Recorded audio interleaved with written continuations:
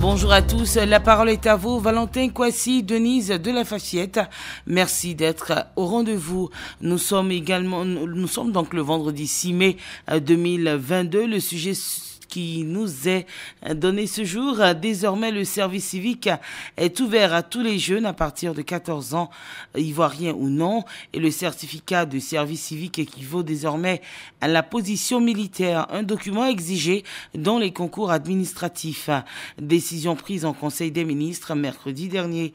Que pensez-vous de cette décision? Eh bien, nous vous attendons au 27 20 21 44 48 ou au 27 20 24 27 87. La parole est à vous. Avant donc de prendre un appel, nous avons un message sur la page Facebook. Bosson à Sérémy, à Yopougontois Rouge. La décision prise par le gouvernement est très bonne, mais il faut que cette décision touche la majorité des enfants de cette tranche d'âge, car son application pourrait réduire considérablement l'incivisme en Côte d'Ivoire. 14 ans, c'est l'âge idéal pour assimiler le b.a.-ba de la vie moderne et du vivre ensemble. Que cette décision soit effective pour le bonheur des populations. Allez, nous avons un appel. Monsieur Adi Emmanuel nous appelle de Mama. Bonjour, monsieur Adi.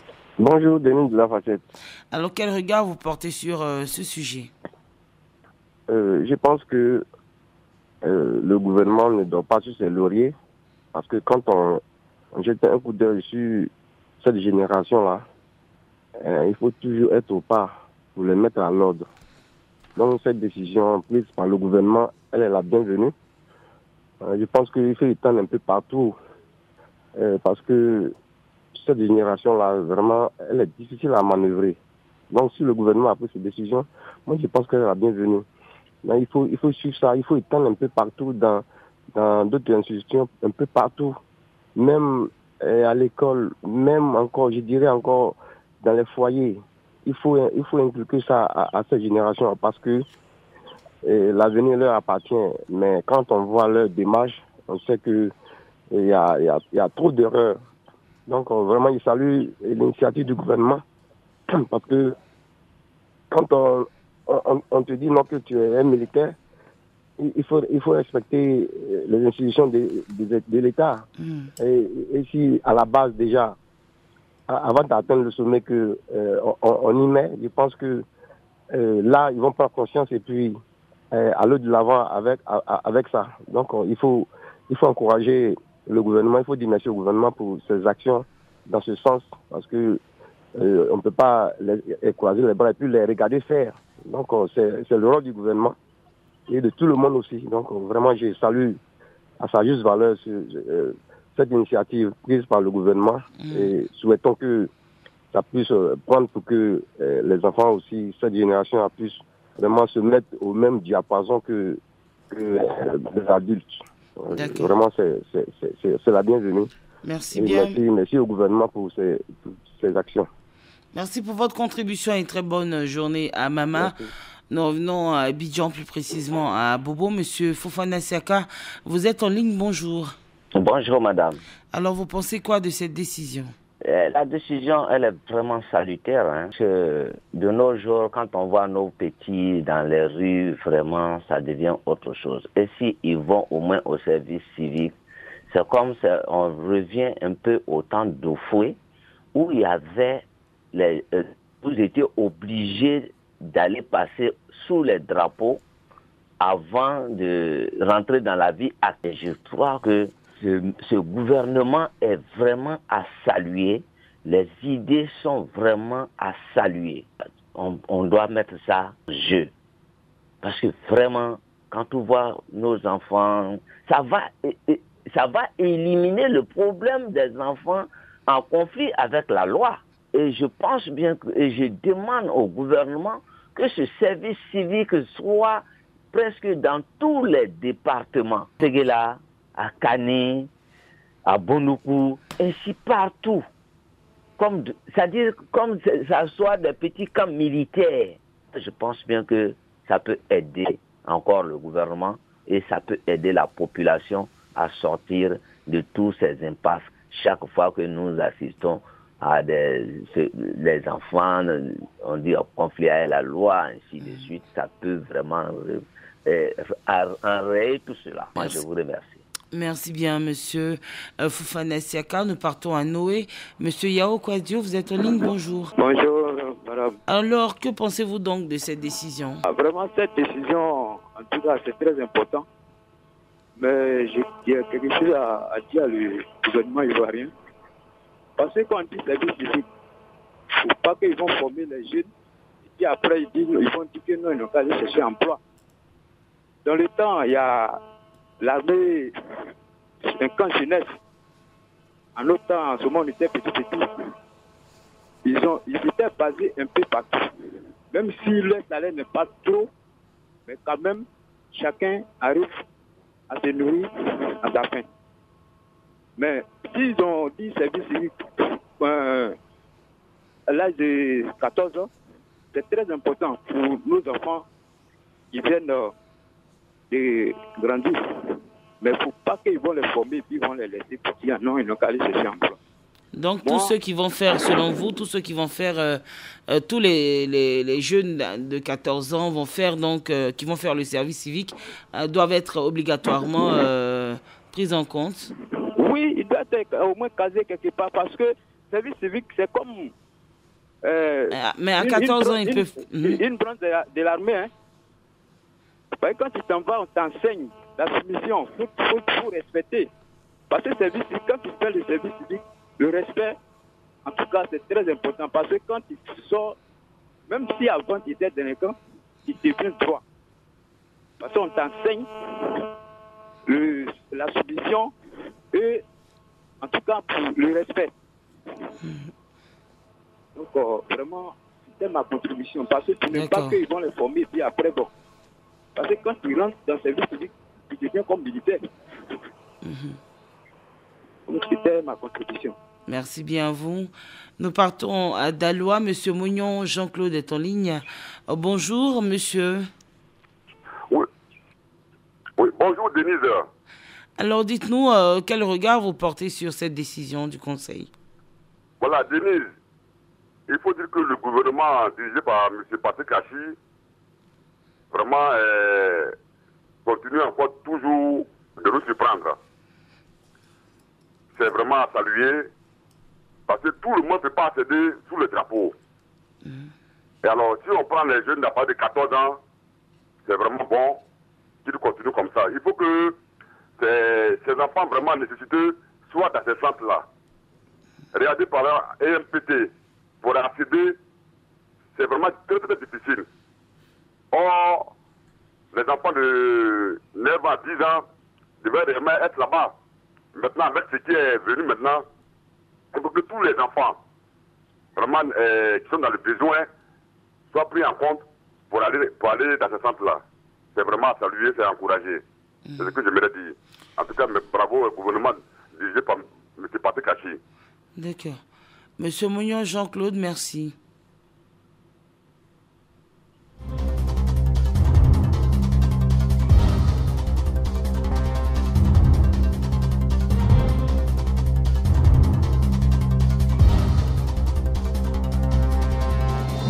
Et de Dalois, nous partons à Kendjabo. Monsieur Akatoni, vous êtes en ligne, bonjour.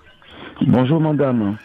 Et on parle donc de cette décision du Conseil des ministres. Vous, que proposez-vous justement pour améliorer cette décision? Pourquoi pas, comme on le dit, pour apporter donc votre contribution? Merci beaucoup, madame. Je voulais saluer tous ceux qui sont à l'écoute de la radio Côte d'Ivoire, la meilleure des fréquences en Côte d'Ivoire. Vous savez que moi, je voulais dire merci au gouvernement parce que je suis jeune. Et quand un jeune travaille, moi en tout cas, je suis très content parce que en tant qu'un président, il faut faire travailler la jeunesse. C'est normal. Donc en tout cas, moi en tout cas, je lui dis merci. Je dis merci au gouvernement. Merci tous ceux qui pensent à la jeunesse ivoirienne. Moi en tout cas, je suis très d'accord avec le président. Je lui dis merci. Qui encore, il fait de plus encore parce qu'on a besoin de lui encore. On a besoin de son soutien. Voilà, nous, la jeunesse, on a besoin de son soutien. Donc, si aujourd'hui, le gouvernement a pensé à la jeunesse, moi, Tony, je suis d'accord. Je voulais saluer la brave population d'Assini qui sont toujours à l'écoute. Merci beaucoup, bonne émission. Merci beaucoup, monsieur Akatoni, et très belle journée à toute la population de Kendjabo. Monsieur Kofi Gbamele, vous êtes à Boaké, bonjour. Bonjour ma soeur. Vous pensez quoi de cette décision? Oui, cette décision, elle est noble, mais il y a un côté que je juge un peu négatif. On vous écoute. Dans le temps, il y avait des camps de jeunesse un peu partout. Quand je dis partout, cela ne veut pas dire que dans toutes les villes ou bien dans tous les villages. Mais si on veut former les jeunes, quand on nous dit qu'on va former même les non-ivoiriens, ce côté, vraiment, je trouve que c'est négatif. C'est négatif. Qu'on forme les jeunes ivoiriens. Pourquoi former les non-ivoiriens et puis leur accorder des positions militaires pour que ceux-là deviennent des fonctionnaires? Il y a trop de jeunes ivoiriens qui n'ont pas de place dans la fonction publique. Qu'est-ce qu'on on veut nous dire? Former les non-ivoiriens. Ce côté seulement, vraiment, c'est un côté négatif. Mais former les jeunes, c'est très bon. Il y a des camps de jeunesse qui sont restés en brousse. Si l'État a pris la décision de renouveler et puis former nos enfants, c'est très bon. Mais le côté former les non-ivoiriens, moi, je ne suis pas d'accord. C'est tout ce que je voulais dire. D'accord, merci bien pour votre contribution. On forme donc toute la population parce qu'on vit ensemble et on travaille dans des administrations, pas forcément à la fonction publique, mais il faut que tout le monde ait quand même des équivalences en ce qui concerne la discipline. Alors nous partons à Bomizambo. Monsieur Kwame Christophe, vous êtes en ligne, bonjour. Bonjour Denise de la Fafiette. Dites-nous, monsieur Kwame Christophe, quel regard vous portez sur cette décision? D'abord, l'initiative est bonne. Mais il voudrait ajouter quelque chose. Il faudrait que cela soit vraiment pour toutes les Ivoiriens sans exception. Parce que cette initiative pourra vraiment aider nos jeunes frères, ne pas dire vraiment nos enfants. Parce qu'aujourd'hui, il y a beaucoup de délinquants vraiment dans la société. Il y a des gens qui sont appelés même on voit des jeunes qui sont appelés des choses, des microbes, tout ça là.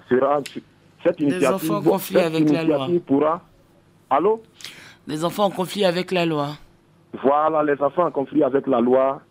Cela pourra vraiment éviter toutes ces choses. Voilà. Mais petit à petit, il voit que vraiment, doucement, le gouvernement ira toucher la chose. Ça veut dire que vraiment, actuellement, même nous-mêmes, on n'a pas d'emploi. Donc, que l'État pense à tout ça en créant vraiment plus les entreprises. C'est ce que je voulais dire ce matin. Bonne émission à vous, Denise de la Fafiette. Merci. Je salue le personnel de la radio Côte d'Ivoire, notamment les deux grandes personnalités, les deux grands vraiment journalistes de pointe. D'abord l'autre à la partie technique, Clément School, et le journaliste de pointe en plein essor, Adama Bakayoko. En tout cas, merci à vous, notre auditeur de pointe. Et très belle journée. Okay. Belle journée. Nous prenons quelques réactions en ligne. Monsieur Eumantano de Bafia, c'est une décision salutaire et bienvenue dans la mesure où elle vient corriger une gangrène qui mine notre société actuelle. Aujourd'hui, l'incivisme, l'irrespect et l'indiscipline font que notre société fonctionne à reculons. À mon humble avis, cette décision est venue un peu en retard dans les années antérieures. Après la formation des instituteurs du CAFOP, ils passent obligatoirement par le service civique avant d'aller sur le terrain et cela a montré que ils sont donc sérieux au travail. Mais depuis que cela a cessé, voilà ce que nous constatons aujourd'hui. Merci au gouvernement avec à sa tête le président de la République pour les nombreuses actions positives posées. Monsieur Boussoubi, le service civique était exigé aux enseignants avant leur accès à la fonction publique. En son temps, il existait donc des vertus comme le respect de l'autorité, la discipline et la conscience professionnelle.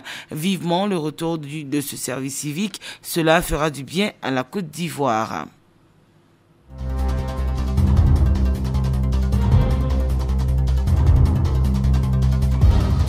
Et nous prenons toujours les appels. Madame Ouya nous appelle de Iré. Bonjour madame. Bonjour madame Denise. Alors, que vous inspire le sujet du jour? Oui, le sujet, la décision est bien prise. Mais, vous savez, quand on dit mais, il y a quelque chose derrière. On vous écoute justement. Mais moi, je voudrais savoir, tout fonctionnaire qui va venir maintenant, je dis bien maintenant, doit passer comme à l'époque au temps de Kobani, d'abord faire le service militaire.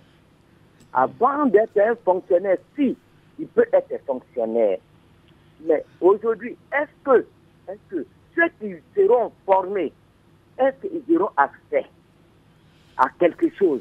Parce que tout le monde ne peut pas être militaire, hein? Non. Et tout le monde peut être aussi parti à la fonction publique. Est-ce qu'ils auront de quoi faire? On ne voudrait pas qu'ils soient formés et prendre cette formation maintenant pour faire autre chose. Parce que déjà, nous voyons déjà le vagabondage qui est trop en Côte d'Ivoire. Et aujourd'hui, on veut les former. Normalement, femmes comme garçons doivent passer tous au service militaire. Et après ça, il faut qu'il y ait de quoi faire. Ça, c'est ce que nous demandons. Il ne faudrait pas être formé et puis après rester comme ça au chômage. Voilà un peu moins ma contribution. D'accord. Merci. Merci Madame Ouya et très belle journée à Iré. Nous prenons notre appel, nous partons à Mans. Monsieur Valentin Kwesi, merci. Monsieur Estine Ako, vous êtes en ligne. Bonjour. Bonjour madame, c'est Austin Ako. Austin, autant pour nous. Voilà, en fait, merci bien pour cette opportunité que vous me donnez. Effectivement, j'aimerais donner mon point de vue sur cette initiative vraiment salutaire du gouvernement. Okay. Il faut dire que depuis ce temps, nous avons remarqué vraiment notre jeunesse qui sincèrement dit, court, je pourrais dire même à la perdition avec ce comportement qui est vraiment dégradant et humiliant même pour notre population aujourd'hui. Et donc, si le gouvernement ivoirien met en place une telle idée qui a existé par le passé, je crois que c'est quelque chose qu'il faut saluer, il faut encourager. Maintenant, quelles sont les conditions réelles? Je pense que là-dessus, la population n'est pas véritablement informée. Il faut que vraiment le gouvernement pense à donner vraiment tous les contours de cette formation. Et à vulgariser. En tout cas, merci beaucoup et vraiment bonne émission à vous. Merci beaucoup, Monsieur Ostinako, et très belle journée à Mans. Nous partons à Diego-Nefla. Monsieur Mazou David est en ligne. Bonjour, Monsieur Mazou. Bonjour, maman. Que vous inspire le sujet du jour? Vraiment, le sujet me va très droit au cœur. Là. Ça me touche même beaucoup. Parce que la jeunesse d'aujourd'hui, la jeunesse est perdue. Et si maintenant que l'État ivoirien a pris une initiative d'insérer ces jeunes-là dans comme on appelle service civique, là, c'est très bien. Mais il ne faudrait pas qu'on les prenne et puis demain on les laisse encore à leur propre gré. Parce qu'aujourd'hui, là, on va les laisser demain, là, ils vont devenir encore, ils seront encore plus des rebelles encore. Ils vont nous fatiguer encore plus. Parce qu'aujourd'hui, là, ils ont commencé à fatiguer. Voilà ce qui s'est passé tout à l'heure. La dame qui a été violée par des jeunes, là. Une femme de près de 60 ans, ou bien je ne sais pas combien, qui a été violée, qui est morte, là. Ce sont ces mêmes jeunes, là, aujourd'hui, ils vont les former, ils vont les laisser encore, ils seront des délinquants encore. Donc, pour vous, il faut leur donner une occupation. Voilà, il faut leur donner une occupation. Là, ils seront, quand ils seront occupés, au moins, là, ils sauront ce qu'ils vont faire. Mais on les occupe, on les prend et puis alors on les forme, on les laisse encore à leur propre gré. Aujourd'hui, là, ils deviennent des microbes. On ne sait même pas ce qu'ils vont devenir. Donc, moi, ce que moi, je veux, là, dès qu'on les prend, qu'on les forme, là, ils n'ont qu'à rester là-bas maintenant. Hein? Vraiment, c'est fatigant. Leur comportement là, c'est tellement récurrent maintenant. On ne sait même pas ce qu'on va faire ces gens-là. On ne peut pas les manger, on ne peut pas les préparer pour les manger, mais ils sont devenus... Non, on peut rattraper les choses. C'est pourquoi le gouvernement a pris cette décision et on place beaucoup d'espoir en ce service civique qui va donner donc des instructions civiques aux jeunes. Donc on place vraiment beaucoup d'espoir dans cette décision. Ah, vraiment, ça nous préoccupe. Hein. En tout cas, le président, il fait beaucoup pour nous. Il fait beaucoup. Mais quand il les fait, quand il les forme et puis il les laisse là, c'est pas bon. Mais quand les garder à notre c'est mieux. Sinon, vraiment, on va tous mourir. Hein. Garder tous les jeunes, ça sera un peu quand même difficile. Il faut voir un peu la réalité en face. Nous partons à Bangourou, Monsieur Cabran. Benjamin, bonjour. Bonjour, madame. Alors, on prend votre avis sur le sujet. Justement, je salue cette décision du gouvernement. Mais comme on le dit souvent, dans toute chose, il y a des avantages et des inconvénients. Aujourd'hui, on nous dit, souvent, bon, quand on va présenter le concours, il faut absolument avoir ce document dans les dossiers. Et on dit que tous ceux qui sont dans ce pays, les Ivoiriens comme non-Ivoiriens, ont accès à cette formation. On y va un peu rapidement, M. Cabran. Oui. Bon, maintenant, il y a quelqu'un qui n'est pas Ivoirien. Il s'est présenté le concours, il a son dossier et en ce moment, on lui dira non, vous n'êtes pas Ivoirien. Or, en ce moment-là, pourquoi on leur dit, venez vous inscrire parce qu'il n'y a pas affaire d'Ivoirien ou Ivoirien. Mais le service civique... Côté-là qui me gêne, en fait. Le service civique ne veut pas automatiquement dire que vous devez aller passer un concours administratif à la fonction publique. Bon, ça peut vous servir dans d'autres structures. Je suis d'accord avec vous. Mais moi, j'ai dit que le point noir, je ne veux pas être xénophobe, j'aime beaucoup tous ceux qui vivent sur cette terre de la Côte d'Ivoire. Mais seulement, il faut avoir le courage de dire certaines choses. Quand on dit il faut former les Ivoiriens, les non-Ivoiriens, vraiment, ce côté-là, c'est ça qui est un peu gênant. Sinon, moi, à mon niveau, il n'y a pas de problème. Mais ça va poser un problème au niveau national. Ça, il n'y a rien à faire. Alors, vraiment, je voudrais qu'on revoie un peu cette situation. Dire que, bon, former les Ivoiriens, les non-Ivoiriens... C'est en fait former toute la population, pour avoir le savoir-vivre. C'est partout le savoir-vivre. C'est à la fonction publique, c'est au privé, c'est dans d'autres structures. Donc, c'est vraiment pour que nous puissions vivre dans une cohésion parfaite avec de bonnes pratiques. Merci bien en tout cas pour votre contribution, Monsieur Cabran Benjamin. C'est ici que prend fin La Parole est à vous de ce vendredi. Merci de nous avoir suivis. La Parole est à vous, Valentin Kwasi, Denise de la Fafiette. Très bon week-end à tous sur Radio Côte d'Ivoire. Radio Côte d'Ivoire, Abidjan 88.fm.